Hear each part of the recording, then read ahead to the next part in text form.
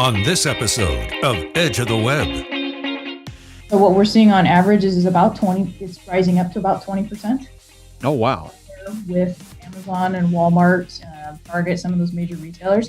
However, what we're not seeing is necessarily rising CPCs because of that or lost clicks. Your weekly digital marketing trends with industry trend-setting guests. You're listening and watching Edge of the Web. Winners of Best Podcast from the Content Marketing Institute for 2017. Hear and see more at edgeofthewebradio.com. Now, alongside Tom Broadbeck, here's your host, Aaron Sparks. Welcome back, Edge fans. We always want to give a shout out to our live stream audience as well as our iTunes and podcast audience. We really appreciate you guys tuning in each and every week.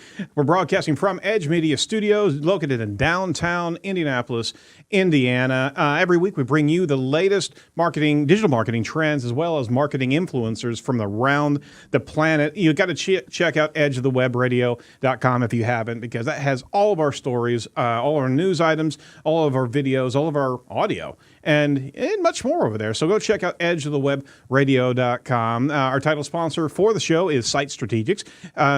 It's our firm, actually. If you're interested in agile digital marketing and you want to know what that is about and understanding a little bit more about how you can actually adjust your marketing, your digital marketing monthly for success, go check out sitestrategics.com. That's SITE strategics.com. Go over there, check us out, download the Agile Marketing document there to see what we can do for you. And, contact us, give us a call, and we'll have a free hour consultation to see what we can do for your digital marketing success. I'm your host, Aaron Sparks. I'm the CEO of Site Strategics.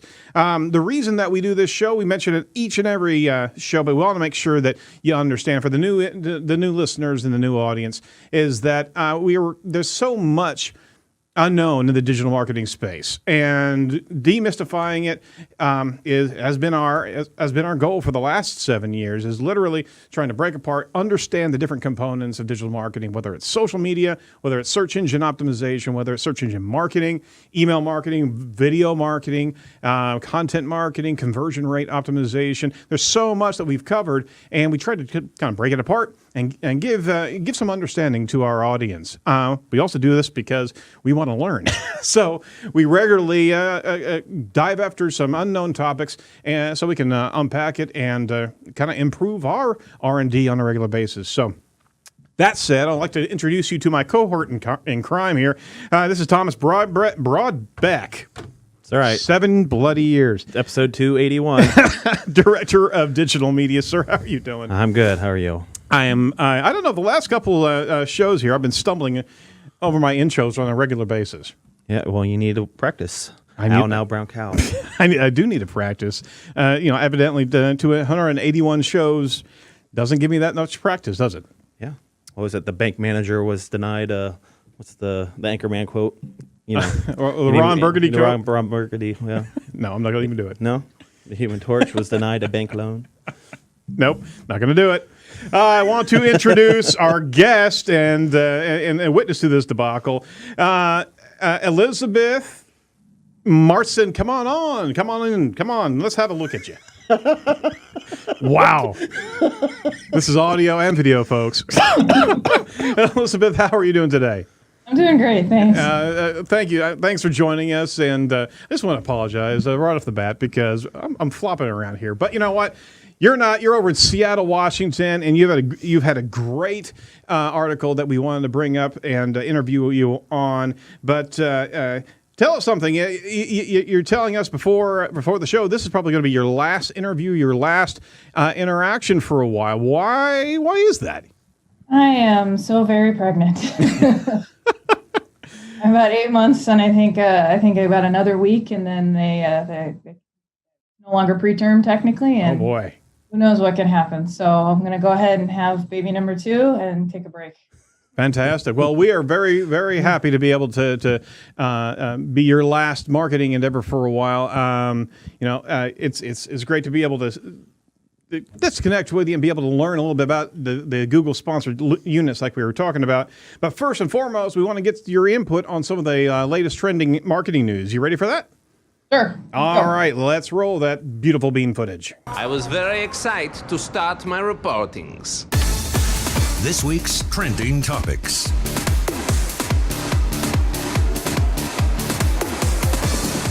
All right, the first on deck is from Search Engine Journal, and written by Matthew Southern.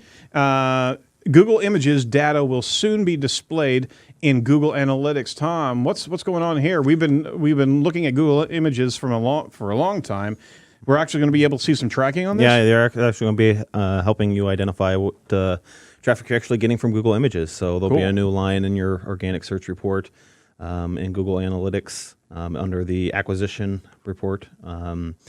It'll separate. I'll say Google Images versus just all under Google. So that's awesome. It'll be a great helpful especially for people who are in the e-commerce or very visual friendly industries to help distinguish what kind of traffic you're getting from Google Images versus the normal search results. So unpack that a little bit more. Why are the images so important? A lot of our audience may not even realize that there's that factor of inbound happening. Yeah, I mean, people are searching for images all the time. Right. There's whole networks.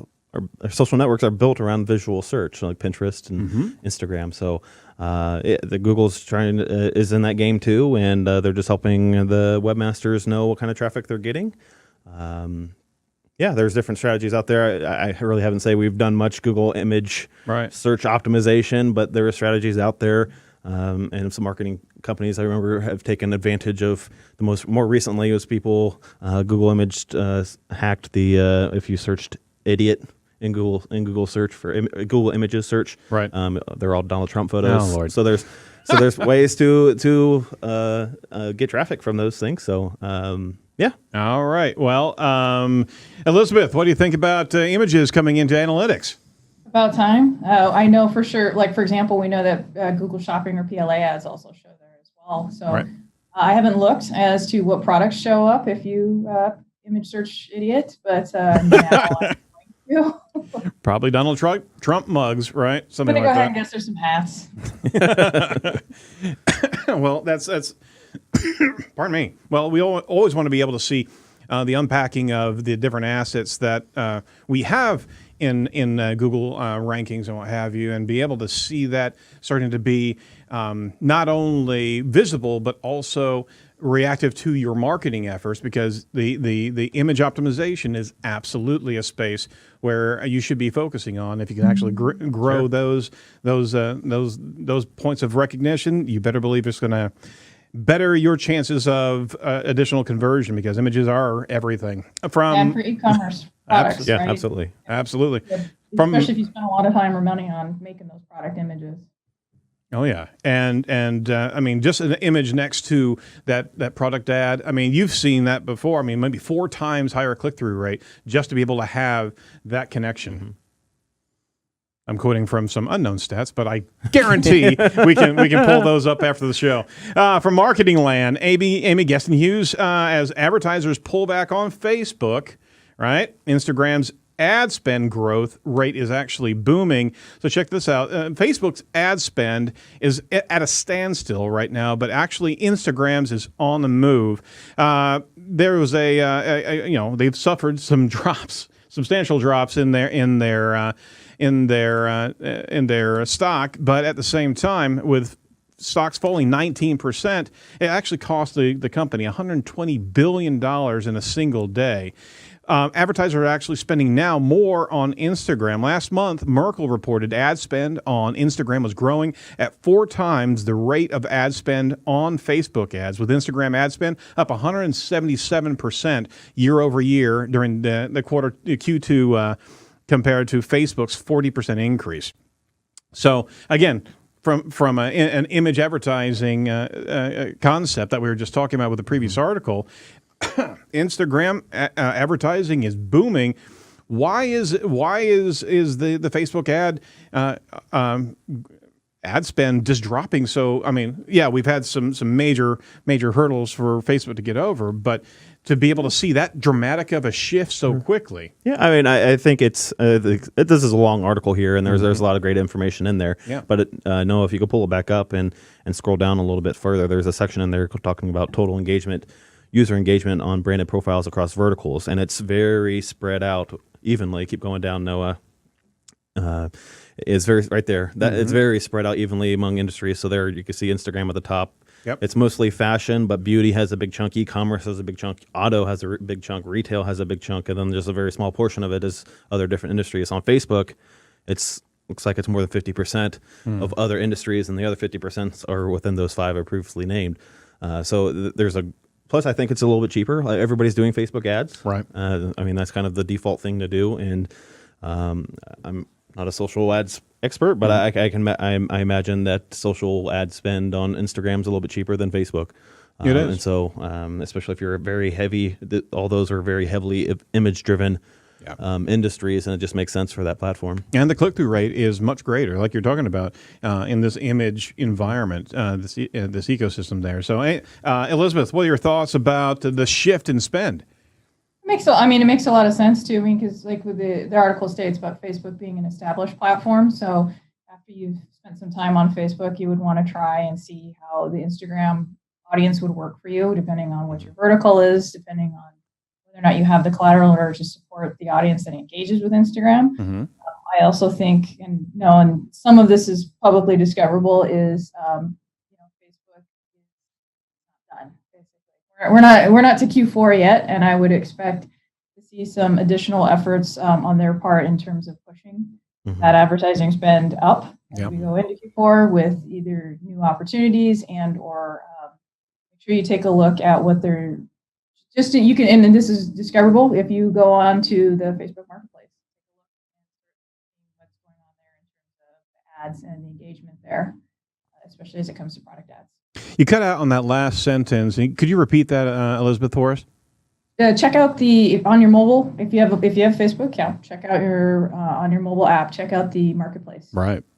You will no longer just see that peer-to-peer by a dresser or a crib kind of stuff anymore. You are now going to start to see deals, brands, and an expansion there. Got it. I mean, it's permeating images and video marketing. You have to have that in your portfolio of advertising mediums, right? Yeah, absolutely. And especially, and then look at Pinterest, right? So they're bragging 97% unbranded searches. And someone who just recently remodeled their house, I can tell you that is definitely how I found anything, was by searching through images in order to find what I was looking for. Absolutely. I mean, we don't have to read; we just have to look, and I mean, those pictures will connect immediately. Yeah. I mean, when you see it. Absolutely, I really do think that. I mean, the processing of images. I mean, we understand that even a headline, just be able to register an image. I mean, from a psychology, or I should say, a neuroscience standpoint, images are recognized and understood much faster than any type of content that you can read. So it's right there, in the matrix. you're going to be jumping that much quicker. So you got to get into images if you're not doing it right now. From Martech today, Frederick Valais said why more automation from Google Ads is good for tool makers and PPC careers. He says marketers who actually question their future in an industry dominated by automation need to embrace change. Here's one man and his company that said, bring it on. So he actually focused on an individual, pardon me, that jumped into the automation side of things. The concepts here are literally that automation is growing our market. And we see automation in Facebook ads. We see automation, a lot of automation in Google ads. I got to tell you, I mean, just the additional predictive analysis that they've got. It's not autopilot, but it certainly does give you a heck of a lot of insight into smart campaigns like AdWords Express and the like. So they have a number of great clicks, one click away links to some information regarding the marketing automation and custom automation that they can utilize. Tom, what do you think about automation and marketing? Do they go hand in hand, or is it maybe the utilization for some lazy marketers? I think they go hand in hand, and I think it really gives the opportunity for the marketer to really dive into the strategy and make the adjustments from there. I'm not as familiar with I'm not a PPC guy, so I'm not sure as much of what is getting automated within the PPC side of things. So I'd love to hear from Elizabeth here of how she thinks about this and where she thinks it's going from here. I mean, this is great. So I know Fred, and I know his work, and I know where he's coming from as a former AdWords evangelist as well, and one of the earliest people that worked on the Frugal shopping product. Oh, he's got a really good story about that one, actually, if you ever have him on. But I don't know about you guys for paid search for management, but I don't want to sit there and change bids and write sentence after sentence. And the fact of the matter is, you'd have told me this 4 years ago. There's that A-type personality control freak that a lot of good PPC people have. That they don't want to give up that control. They don't want to give up all that automation. I can do it better than Google. In a lot of cases, that's still going to be true. But it's that oversight. I think we get more to that oversight, which is great, because the amount of information that Google and Facebook and any of these engines have on the back end on user behavior, and we're going to get into this in the sponsored units, is just going to be better at it at that figuring out that expected conversion rate, expecting out the CTR. They know what pages you've liked, what your friends like, those lookalike audiences, how long you spent on a page, whether or not you have a loyalty card with something. At the rate that we're going, I embrace that piece of it big time, because they can, in fact, find those users more efficiently. And as a recipient of those advertisements, I would rather have the more relevant. I mean, it's not going away, right? So you might as well have the more relevant message go to you and find what you're actually looking for than guessing. It does open up the opportunity for marketers to start embracing the engineer side of marketing, as opposed to not only the creative side. And the creative and the analytic side sometimes really never meshed. And this gives everybody a convergence towards setting up a hypothesis and engagement, having the data be able to guide and give you feedback, as opposed to the manual creation. We're in a new era of automation, as long as it's trained and marketers don't get lazy and just set it and forget it, right? Well, and think of the size and the scope of the Google universe. So I started in paid search in 2006. It was just Google AdWords. It's insane now, the number of Google programs that you have to know just from an e-commerce site. So you've got your Google Ads, which of course encompasses a whole bunch of things, but you've got the analytics pieces, Merchant Center, Manufacturer Center, reviews, customer reviews, or those product reviews. Start to put all those pieces together. How far into the weeds can you go on a per customer basis and still have it be efficient? I would much rather work with a client on strategizing how to use all of those programs in harmony, rather than get into whether or not great taste versus less filling is the headline that we should be running. Well, it gives you more efficiency to get into these other spaces. You're absolutely right. But I do, like I said, I do just worry about an undisciplined marketing audience, marketing section of marketers that just don't take the discipline seriously and dive in and get sloppy in the space. And then you're going to have a whole cloud of untargeted or weak targeted ads. I don't know, a bit gun shy there, but all things being equal, it is an evolution that we have to embrace. And it's unavoidable, I mean, you're always going to have those agencies or those individuals who do weird things, like say, hey, just deposit $500, and then they rename it fuel, and then start spending it, and then they go, hey, we're out of fuel, you need more fuel to power your campaigns, or they'll set automated rules and claim, oh yeah, we can charge top dollar for this. Yeah. But on the plus side, those that know what they're doing, it's pretty easy to walk in and go, hey, they're being lazy, but not only are they being lazy, but they're bad at being lazy. Well, excellent. Well, we appreciate the insights on the news articles there. Follow all the featured trending topics at edgeofthewebradio.com. That's edgeofthewebradio.com. Now let's deep dive with this week's featured guest. Now it's time for Edge of the Web featured interview with Elizabeth Marsten, Senior Director of E-Commerce at Commerce Hub. Let's introduce our audience to Elizabeth Marsten.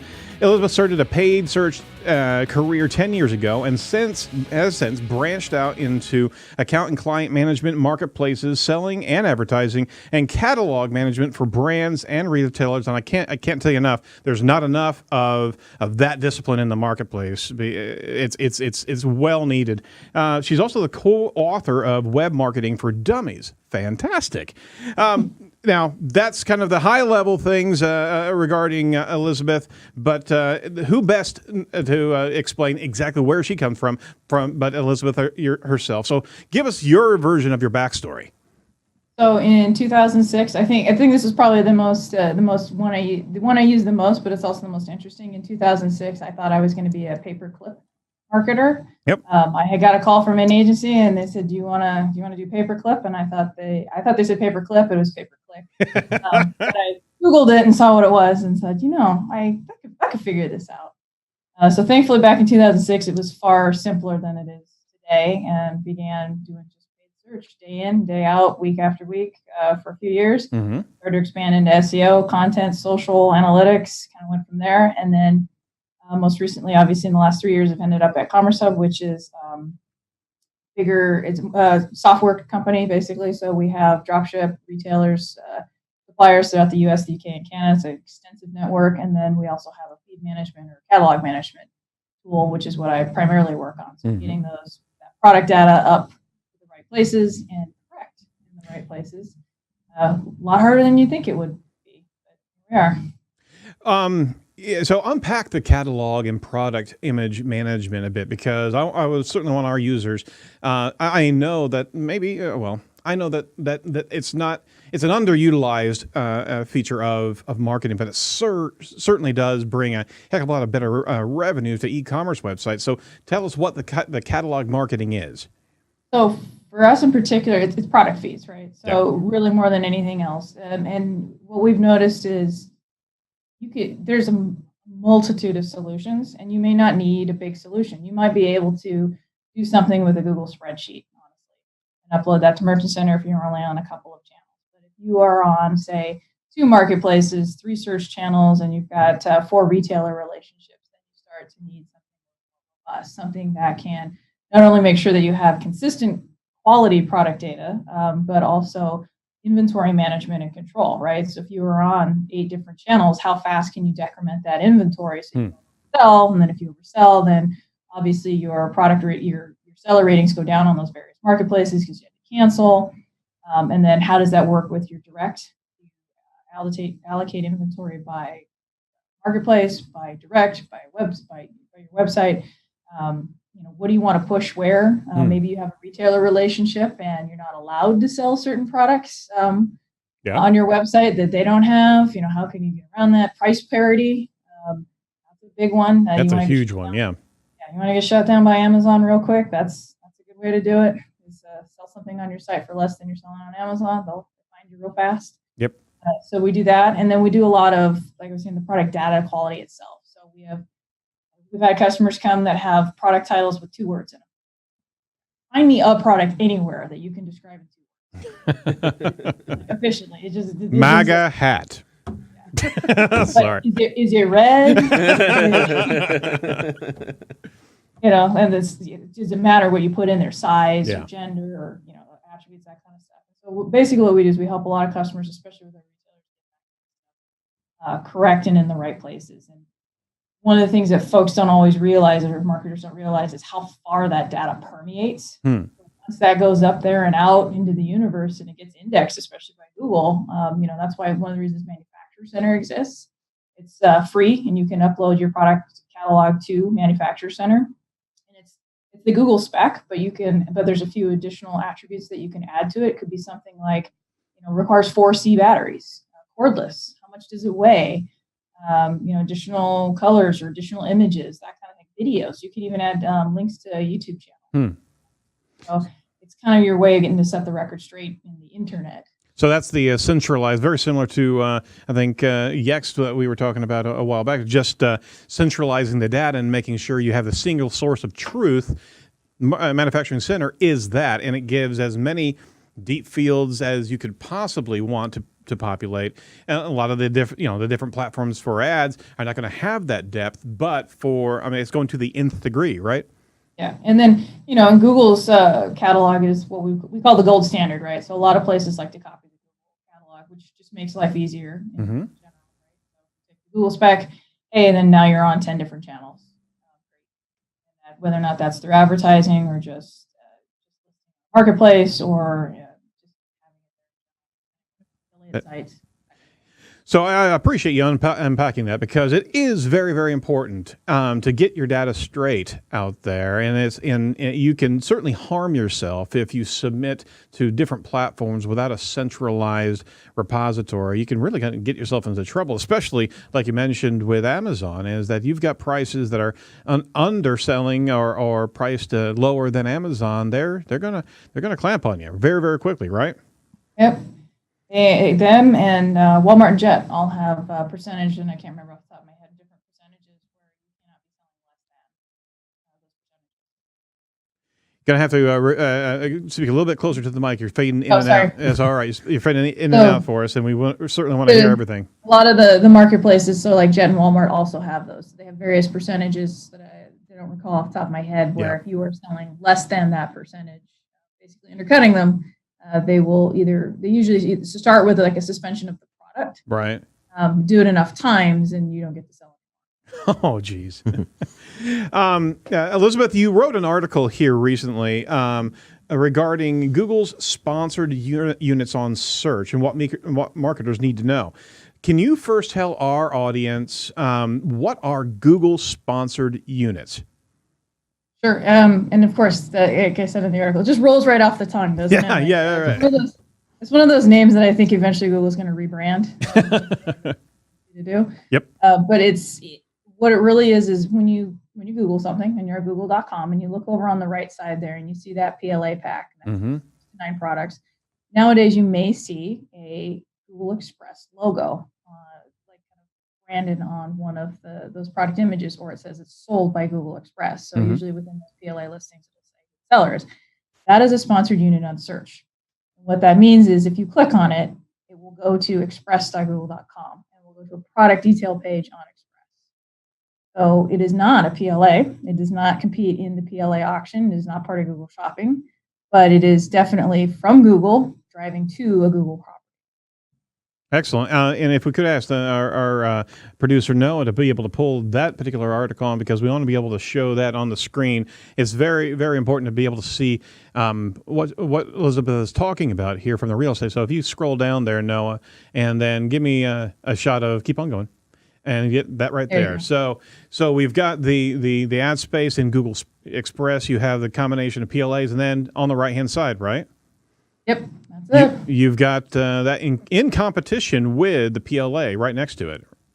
So what Google says, it's not competition, because it's not in the auction, which is true, and they are deduping the results. So if you are in an Express, so let's say you're one of the merchants that's enrolled in the Express program, shopping actions on Google Express program, and you are also advertising through Google Shopping, you should not see your product side by side there. So on the right screenshot where it's the Honest Company's Belly Bomb, which I put up there because that's what I use. If Honest Company was also selling direct on Express as a merchant, and they were also doing Google Shopping, those two should not sit. They shouldn't be right next to each other. Right. And it's more for clarity of product, but it also kind of keeps people from, I don't say spamming the pages, but kind of maximizing the real estate, so to speak, right? So what we're seeing. Go ahead. Yeah. So sorry. Go ahead. I was going to say what we're seeing is so far so good. I've only found a couple of instances where the deduping didn't quite happen all the way, but for the most part, where I've tried to trick it, and as you do when Google rolls something out, I haven't been able. So how long has this been in existence? technically since last year, but it really started to roll out about March, April of this year is where we start to see the impression share pick up, and that has to do with the sunset of the purchases on Google program. In 2015, Google created the purchases on Google program, which was the buy button. It was a mobile PLA enhancement, so you only saw it on mobile devices, and it clicked on the unit, it expanded, and you could buy right from within the search. Okay. And you didn't have to go to the .com, and it would process through Google Wallet, and off you go. But when they sunset that program, they reused the tech for shopping actions, and that became a whole other program. Oh my! So, how often do these ads appear? I mean, if the emergence of this is really starting to take hold over the last maybe 3 to 4 months, right? Yep. Have you been able to predict the regularity of these ads, or is it contingent on certain categories? So it's both. So it's contingent on user behavior more than anything else. So what your search query was and what your previous behavior is. They have gotten really good at figuring out whether or not, for example, you are an Express user. So let's say that you have an Express account, you're logged in, you have an unfinished basket. If you have loyalty programs that you've connected on Express, so say your Costco membership or your Ultimate Rewards, any of those, or you have shown if you've been on Express before and you've bought from that merchant before, then you have a higher propensity to see a sponsored unique search ad in your PLA pack. The other part of it is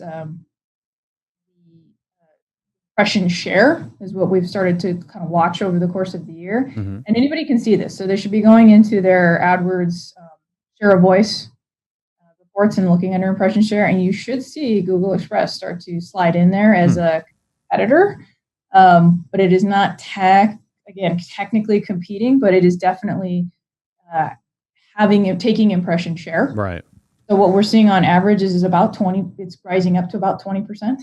Oh, wow. With Amazon and Walmart, Target, some of those major retailers. However, what we're not seeing is necessarily rising CPCs because of that or lost clicks. Which doesn't, if it does, that sounds converse to what you would think. Yeah, with 20% share. Yeah, absolutely. It's like, oh, you're driving my CPCs up because conceivably there's less spots in the auction, therefore it should be driving up the price. Well, really what it is it's dropping out the bottom few results that weren't maybe as relevant. So if you had, maybe say you were an affiliate or a comparison shopping engine network and you were trying to lowball and buy a whole bunch of PLA traffic cheap in those 6th, 7th, 8th positions. Right. Well, you're not anymore. So you're getting dropped off the page in Express. But this is kind of Google encroaching on its market, other market sandbox to be able to insist upon its new, relatively new Express shopping environment, right? Yeah, and it's free. So if you're an Express merchant, you don't get charged for that that click or anything. Google is in a sense giving up that cost per click that they might have otherwise earned. So what happens is if the sale takes place on Express, though they do collect a commission from the selling merchant. So that means somewhere someone did the math to find out whether or not they could get enough conversions at that commission rate to make up for potential revenue loss in CPC clicks. Yeah, out of those 7 or 8 or the lower ranking ads. But at the same time, those ads are certainly, and the disappearance of those ads for the marketers that maybe have a low quality score or they have factors that are impeding that higher success rate. Now they're losing that real estate. Exactly, and I've talked to a few folks about it in the industry, and one major retailer in particular, they have the same question: is we invested a lot of time and effort into our .com and to make a shopping experience, through that experience, and are we giving up a .com sale to pay Google a commission to be on Express? And yeah, you are. But the question is, would you have gotten that user? Right. Google did a better job of finding you a new user. Did they find you a new user, honestly? And what was the average order size versus volume of orders, right? Yeah. So one of the things that we've noticed with Express so far is that the average order size, and this is commensurate with a study that they've put out publicly with MasterCard, which is the average order size is larger. So basket building in particular. So they are able to put together a larger checkout than say other marketplaces. Now, we haven't seen it really take over, say, from a direct. So if someone goes directly to your .com and buys, the average order value is still almost always the highest. But when comparing to other marketplaces, right. Google Express is showing to be higher on average. And then additionally, volume of orders, right? So even if you've got slightly less orders than you would have shopping, if it was worth more, and then subtract the commission, it may actually be, it's actually turning out CPA wise to be more efficient. All right, I'm going to go 30,000 foot level on you here. Giving more to the Google real estate, and I had the same argument with AMP whenever AMP first came out, because AMP had their own articles, faster articles, but they were taking the customer away from the .com experience that we have spent enormous amounts of money to be able to improve and focus on CTRs and conversion rates, what have you. Now we're trusting, again, one more area of the Google properties that are encroaching in the marketplace to be able to trust them. Now there's a lot of trust factors. The Google checkout is a great trusted advocate or endorsement for the products, but it's just one more space that we're releasing into the Google ecosystem and not really able to control it, can we? Yep, absolutely. And then when an Express customer is technically a Google customer, unless the user opts in. So there is a checkbox, and they can opt in to share that information with the merchant, or they can go on their merry way. One of the things that I would say with that is, for those sites and those brands that have spent all that time and effort with that experience, there's some good ones. And you can name a few, but also look how many don't. They're just terrible. Especially as mobile traffic increases, the mobile experience, right? Some of these sites, these e-commerce sites, are awful. Yeah, made out of what I call mobile Kevlar. It's just conversions just don't go through. It just doesn't happen. Right. There was one customer I talked to that they're going through a complete replatform because their platform was about 20 years old, and I won't say what they called it, but let's just say I got images of Sandra Bullock in the net. And they said, it's like, you're kidding. And it was, not a small brand by any means, but wow. it's so intensive, to your effort to replatform, And then trusting Google's platform, know that they're going to be continually evolving it, right? Exactly. And, how, at what point, and the speed, right? So when you start that replatform and now 2 years have passed, are you already behind? I used Google Express about 3 weeks ago for the first time. Mm-hmm. My wife's birthday is coming up. She wanted a Keurig. Right. So I shopped whatever. We don't drink coffee a lot, so she wanted for cappuccino, so I wanted to find a cheaper Keurig. You don't drink coffee. I don't drink coffee at all, but I'll drink a hot chocolate every now and then. All right. So I go to Amazon, type in Keurig or whatever, find one for $89.99. Mm-hmm. Go to Google Express, it was $59.99, and I'm not a Prime member on Amazon. Mm-hmm. And you don't have to pay the $119 a year that you do to Amazon to use the Prime. Free shipping. It was $30 cheaper, and it came straight from Walmart in 2 days. Really? Yeah. So that's hitting all the factors right there. Yeah. So it's from a user standpoint, I get what you're saying about taking that away. Right. But if you're getting into this marketplace, take advantage of that as a business. Right. And say, if you really enjoyed this, come back to our website and here's a coupon that's 15% off or something. Put something in that box that makes it a personal touch or something. Take advantage of that. If Google bringing you a new customer for that first time, and take advantage of it and drive them toward your website.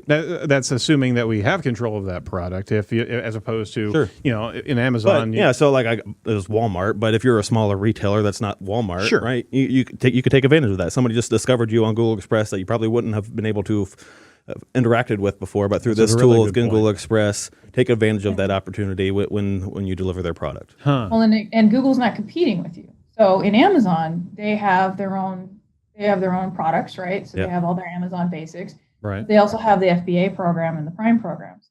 So they're going to always, that 2-day shipping, customers first, centric, sure. But they're going to always gravitate towards whatever makes them the most money. That's right. Not you. You're out. And now they have their advertising program as well. So if you're not pushing your products through, say, sponsored products or headline search ads, your visibility has started to drop off as well. Yep. So they're in it for their own. Obviously, we know that. But what you're saying here, Tom and Elizabeth, is that the new adoption from a business model should be not only in improving and enhancing the platform where your SEO and other marketing efforts bring your customer to your platform, but also leveraging all of these new marketplace platforms that are out there, releasing the control aspect of that many companies may have, because there's a new customer base there that aren't finding themselves coming towards your website, but literally they're trusting that ecosystem. And there's so many great adoption features there for the consumer, and the speed and the mobile-centric platform. And home devices, right? And home devices, yeah. So a Google Home device now is sold every 7 seconds since October of last year. There's a lot. So when you ask the Google Home device to buy you something, yep, where do you think it comes from? No, absolutely. So it's going to tie directly into your Google Express. Wow. So that's the shopping actions technology, and that is also enabled on any device that has a Google Assistant. So my Samsung smartphone, if I ask it to do that, it may tie also. Express is what I would call, website-wise, is the manifestation of the product catalog. Right? Mm-hmm. Yeah, that's where it's stored, but the shopping actions technology that powers it is the thing that's going to be everywhere. So Lenovo just released that smart display that sits there's like a tablet and it has a little speaker on the side of it. I think it came out about 3 weeks ago. Mm-hmm. Yeah, that's Google Assistant enabled. Oh, there you go.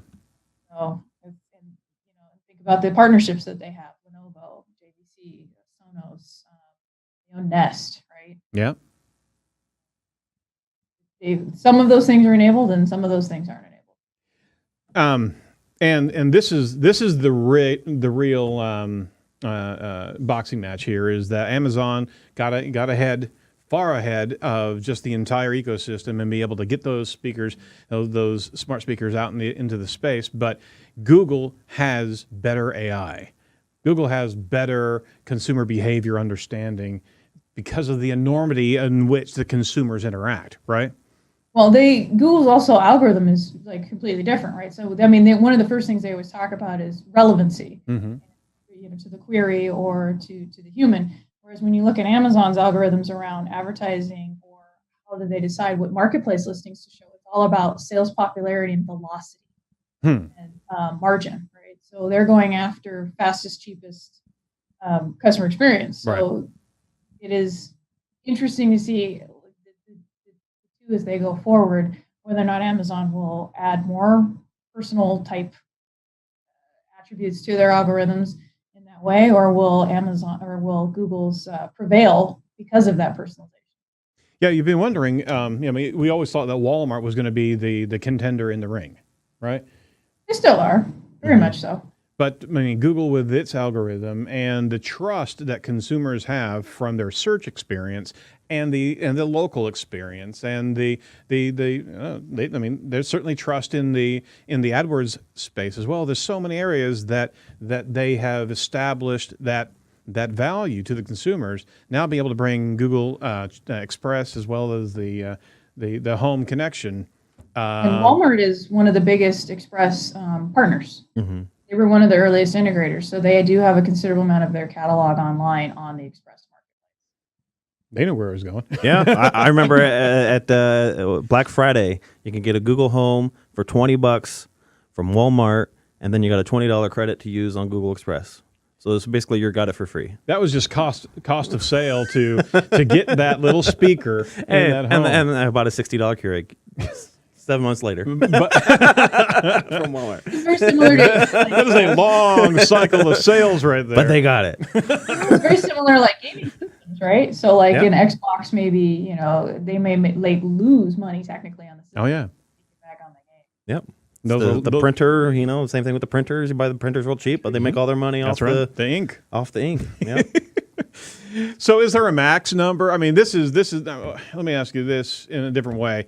This is You've been inside this space for a while. The emergence of Express has been, and the local units or the sponsored units have really been visible more for about 4 or 5 months. This is all going to be new terrain for advertisers. I mean, for those the smaller group that have actually been in Google Merchant and get in the PLA space, they're understanding it's going to be an easier transition. But that's even more of a remote understanding from the .coms and the businesses that have never even made those hops, right? So, yeah. So there's a lot of companies too that, for example, have never sold on a marketplace and didn't have been holding back or didn't want to because, to sell on Amazon is a big decision. You give up a lot of control and you can give up a lot of, your brand kind of stuff. Like it's all templated. Yeah. Huge decision. So for Google Express as a marketplace, that tends to be a better stepping stone because you've already started. If you're already advertising on Google, you're familiar with that ecosystem and that behavior, and you're just more comfortable with the culture. It is certainly, put it that way. And I actually have given that feedback directly to some of the Google partners I work with, which is, I've spun up some clients on the Express Marketplace, and the questions that follow afterwards is almost always connected directly to Google Shopping and how it's affecting their ads, and talking about realizing that they need to have a strategy around products that are on Shopping versus products that are on Express, and how to navigate that. Is there understanding like how those two things play together versus how they don't, and then whether or not program will make sense for them in the long run. So it's difficult because you have to start with definitions at the very, very beginning, and then work in and then kind of warm them up, and then you get to talk about the real meat of it's going to be a slow adoption for a lot of businesses. Yes, but you're kind of the You're hearkening that there's a great deal of revenue to be made adopting these platforms, but they can't do it globally the same way. They have to know the different strategies per platform. Yeah, and right now Express has only got about 70 or so active retailers and brands on it. I mean, you can go to expressgoogle.com and just take a look, click on stores, and you'll see. Oh, wow. What's on there. Competition is low. For those that are on there, and Google is pushing this program very aggressively. SERP space, they're pushing it, and you're getting email blasts, you're getting notifications if you have a Google, if you have an Android device, that kind of thing. So they're not backing off by any means. So as an advertiser, you got to start to say, do I want to compliment, or do I want to ignore? Do I want to compete? And that has been what's led to some of the slower adoption. So I will say for the client list that I work with, that it has been difficult. Speed to platform, let's put it that way. I had a couple of customers who were able to do it in just blink of an eye in terms of onboarding time, up and running within 3 weeks. Yep. Very happy. Nobody else was there. So I mean, from your experience with the sponsored units and this entire space of Google Express, you're not seeing any horror stories. You're not seeing any bad scenarios here, huh? Not yet. Boy, for our audio audience, she winced right there. With all things, right? With all things new, it's like if you'd asked me, for example, enhanced CPC, right, 3-4 years ago when it first came out, I hated it. But now I look at it and I go, well, actually, it's pretty good. They got pretty good at this. You look at, say, what the first program was of Express. So Google Express technically started out as the local delivery equivalent of Amazon Prime now. Right. That didn't go very well. They've renamed, right? So Google Content Network, come on. So I always take it with always take it with a grain of salt, but I would say because of so many experiments, and because this is built off of two previously existing programs that have been kind of revamped, I see a lot smoother road. Most of the bumps that we've been seeing are more like logistical, as they start to iron out, because the Google Express provides the first customer support. So if you buy from Express and you have a return, right, you contact Google. You don't contact Target. Oh, wow. That's a huge benefit for some of these retailers and some of these brands, because they can adopt this new platform without taking on additional customer support burden.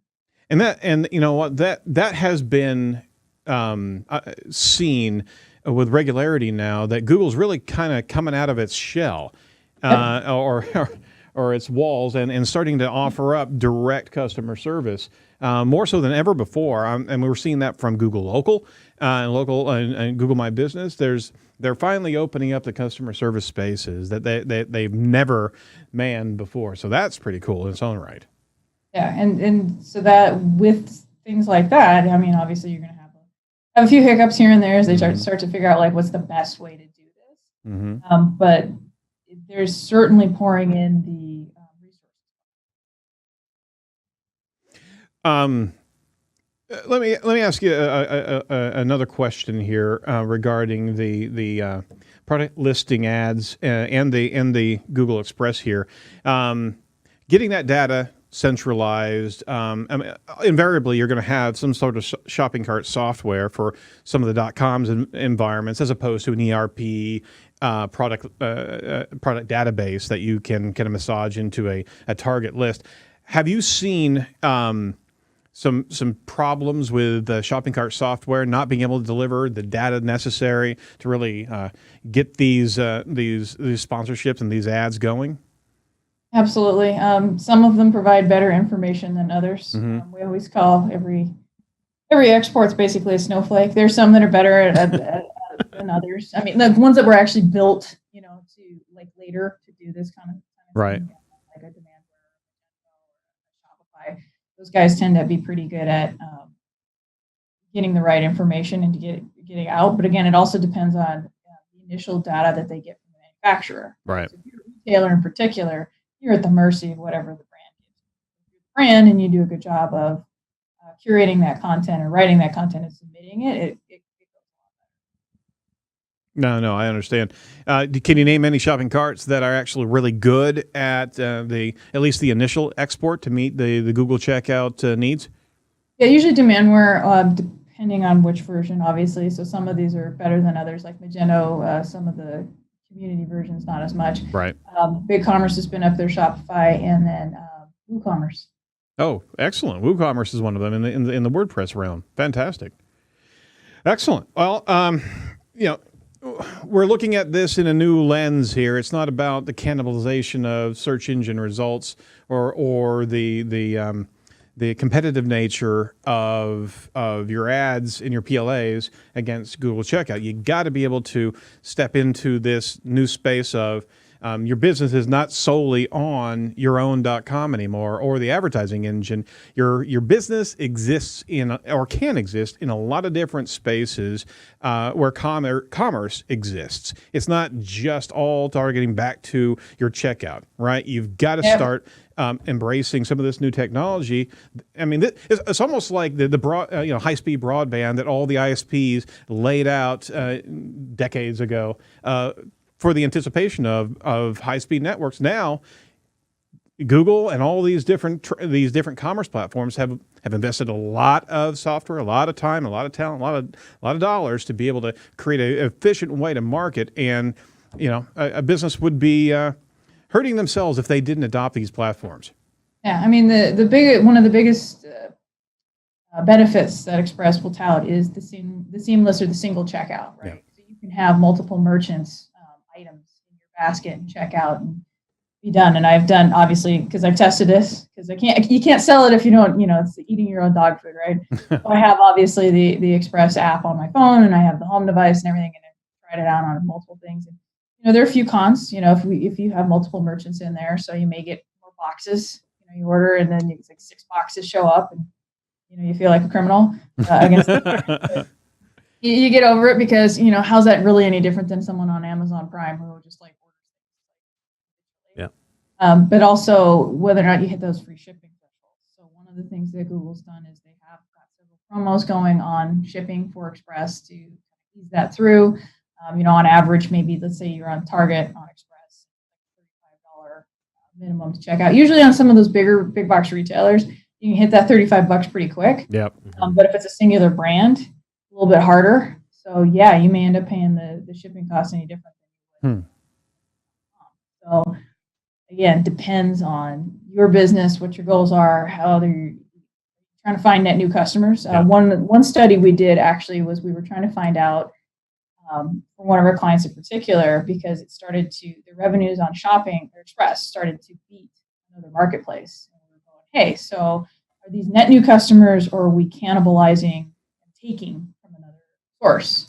And what we found was they were actually net new. The other marketplace was up year over year. So while it was still getting beat, we were pretty confident that they would not have seen these customers otherwise. Yeah, that's a whole nother marketing experience right there to a particular degree, as even some of the shipping costs or return costs. That's the new cost of doing business. I think that's what we're talking about here. Is free shipping really free? Yeah. It's always cooked in. Yeah.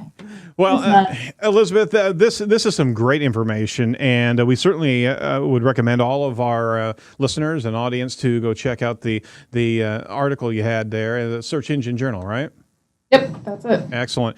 We'll certainly have that in the link on the show page. Can you? We always ask this of the guests that are on this show. Can you tell us what bugs you about your industry right now? Oh, right now, I would say there's that tension going back to the automation question of when to let go and when to embrace. And I would say that there's a few more. We have a lot of folks that are really A-type and really control freaks. They're really good at what they do, but it's a very small segment. Think about how many accounts and how much money is that's out there to be managed. We just can't do it all. And so we've got to embrace some of the automation more. Everyone calm down. It's going to be okay.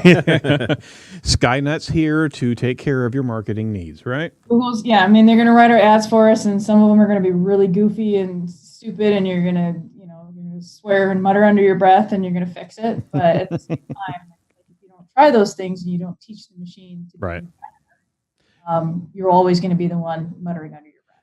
That's a really good point, is that we as marketers have a responsibility to teach the machine. I like that. All right. Well, conversely, what excites you in your industry right now? Right now, it's obviously Express, because I'm so curious to see how this holiday is going to go. Oh, yeah. And I am curious to see if Google's going to be able to maintain that it's not cannibalizing, it's complementary, it's not going to drive up the CPCs kind of thing, and what that's going to do to the overall landscape of the search, what that's going to look like. So are we going to, what Google Shopping will start to form into, because we are starting to see those sponsored units in there. So more of them, we're going to see less of them, category based, product carousels. Are we going to, how well will that personalization get, especially after holiday, right? Because you will have done all the shopping and you've technically. So what will, like February and March look like? Oh, yeah, absolutely. Yeah, what's the return on Google Express going to look like? You mean like the ROI or? No. Oh, no, sorry. Yeah. No, I'm talking about the January and February returns from the Christmas season, how that's all going to go through. That is, I actually did a presentation on that last year too, is the cost of returns. It's insane. Right. Well, I would say Google's customer support is going to probably be busy. Yes, they are. any different than any other industry or any other marketplace. But, if you're on there, then, Google's problem first, right? Yeah. Hey, I just want to mention a fun fact that Elizabeth shared with us. She is literally a 6th degree black belt in Kendo as well. Now, have you used any, well, first and foremost, I bow in your presence. That is fantastic. But have you used any strategy from Kendo to be able to cut down the other marketers? Oh, God, I did that, didn't I? I heard myself as soon as I said it. I'm sorry. Okay. What we say in Kendo is it's about 90% mental and 10% physical. So it's a highly mental martial art as far as that goes, or strategic martial art. And we have one saying, which is to know and to do are the same thing. So I take that approach when I look at my clients or I look at the marketing or what I know that this is to be better, or this is a better way to do it. Gotta do it. There you are. There you are. Well, see, I teed it up for you, kind of. I mean, honestly, these type of skills, these type of disciplines, absolutely make its way into marketing strategy and marketing analysis. It's all a chess game. It really is. So, is there anything that we can promote for you, Elizabeth? Just the article's good, and you can find me on Twitter at EB Kendo, of course. A lot of people thought Kendo was actually my last name as a result, but I'll be on there even during maternity leave. Oh, there. And we certainly wish you the best maternity leave possible, and unplug a little bit. Yeah, you got something more important to attend to, right? Yeah, I don't have to work Black Friday this year. Oh, did you plan this? All right. Well, Elizabeth, it was a pleasure and joy speaking with you today, and that was a great deal of information that is fantastic to deliver to our users, our listeners, not our users. So we appreciate that unpacking, and we certainly want our listeners to go check out your article and follow Elizabeth because she's deep in the annals of Google Express, and she'll let us know if something bad is coming our way too, right? Yeah. Yeah, maybe. Well, think about it at least, all right? Bad.